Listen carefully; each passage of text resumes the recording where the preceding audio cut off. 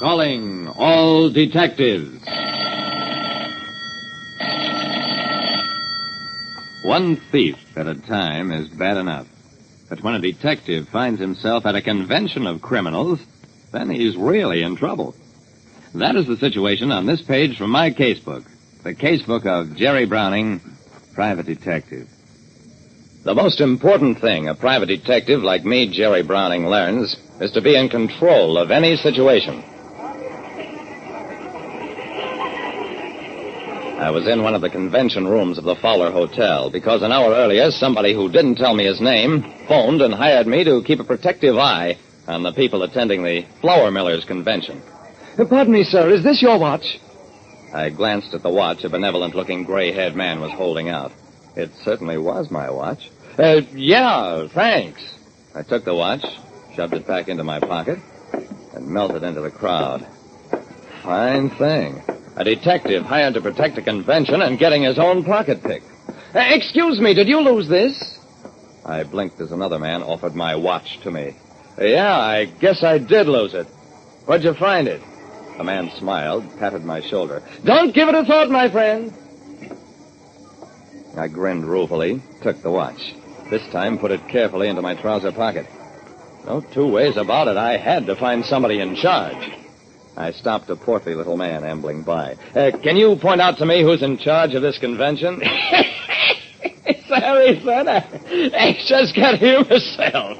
He started to walk off, then turned back to me. By the way, isn't this your wallet? I snatched the wallet, closed my fingers over his wrist. Yes, it is. And what's more, I think you just lifted it. Why, of course I did. And if I may say so, I don't think you have much future in the profession. He shook off my hand and stalked off. I leaned against the wall and mopped my brow. Obviously, I'd come to the wrong meeting room and stumbled on a convention of pickpockets.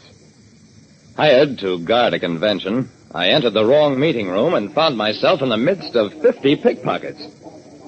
My first impulse was to get out of there and yell for cops. Then I thought better of it. These men weren't bothering anybody. The cops could have no reason for arresting them. But even if there was nothing I could do about it, I did have the chance of a lifetime to watch pickpockets practice on each other. Just then, a soberly dressed man came up to me. Pardon me, I'm Arthur Warner. Astralis is my society name. Do you know where I might find the house detective? I gave him a suspicious look. The house, Dick? What for? I hesitate to say this, but I'm afraid there's a thief among our number. I'm a diamond dealer. A packet of stones has been taken from my pocket. Very funny. Very, very funny, Mr. Astralis. But don't think you can distract my attention. Go work on somebody else. I leered at him, turned him around, and pushed him back into the crowd. Then I took my watch and my keys, put them into my inside jacket pocket along with my wallet, and started across the room. A tall, bearded man clutched at my sleeve. May I give you a demonstration of a new device that is absolutely detection-proof? You certainly can. The bearded man took a handkerchief from his pocket. Now watch this. Notice that my fingers are wide apart and motionless. He held the handkerchief lightly between thumb and forefinger. No! Couldn't believe my eyes. The handkerchief had vanished into thin air. The bearded man pulled up his coat sleeves. Not up my sleeves, you notice. This device makes use of none of the usual methods. I'll sell it to you for $100. I glanced up, noticed that a group of men had surrounded it. One of them was Arthur Warner, who'd given me the line about being a jeweler. He stepped forward and pointed at me. That's the man. I looked around at the circle of angry faces. One private detective among 50 pickpockets. Not so good. An elderly man stepped forward. Sir, nobody here knows you. If you are one of us, a recent member perhaps, kindly tell us your society name. I glanced in the direction of the door, a good 30 feet off. The door is locked, young man. I jammed my hand under my jacket, grabbed for the revolver I always carry in my arm holster. Behind me, a voice said, I have your gun. I shrugged, dropped my hand. Okay, So you got me. But the room clerk downstairs knows me. He saw me come in. And if he doesn't get a report from me pretty soon, he'll figure out I'm in trouble, and you know what that means. The old man looked perplexed. You work with the room clerk? I saw that I was getting control of the situation. Not only the room clerk, but the house stick as well. Warner looked shocked, then incredulous. This is preposterous. The man is a thief and a liar. And I suggest we call the police at once. I couldn't believe my ears. The police? You're going to call the police? Certainly. Why shouldn't we call them? But you're all pickpockets. How dare you?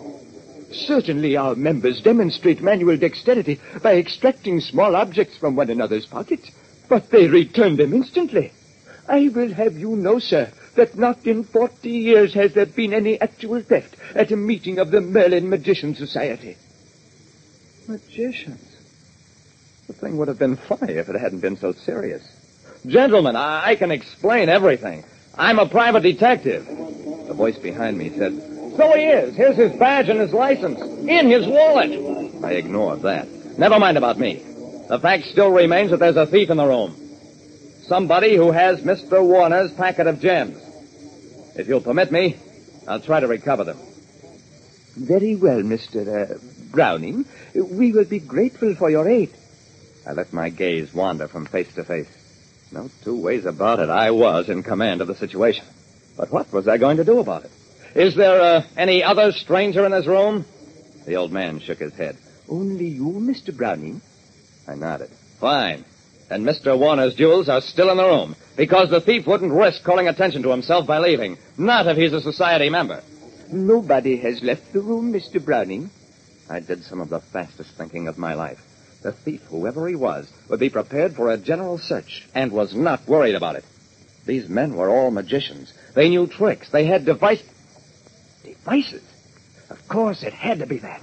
I suddenly turned and grabbed the bearded man. You offered to sell me a disappearing gimmick. You called attention to it because everybody here must know you've been working on it. Would think it funny if you didn't demonstrate it. I say Mr. Warner's missing jewels are hidden in this whatever it is. Trot it out and show it to us. There was a long pause. Then the bearded man slowly unbuttoned his jacket, folded back the lining to reveal a leather-lined pocket, and an arrangement of wires, and a small packet.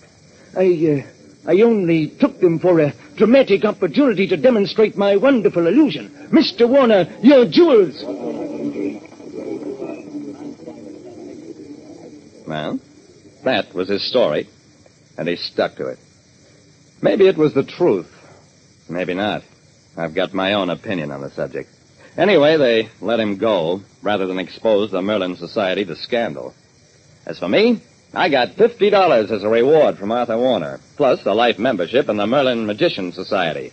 Brownie is my society name, in case you're interested. Like I said, it's important for a detective to be in control of the situation. But when he's working with magicians, he's got to be careful he doesn't wind up losing everything else. Listen next time to Calling All Detectives, Mystery Drama, Mystery Quiz, and a chance for you to match wits with yours truly, Jerry Browning, Private Detective.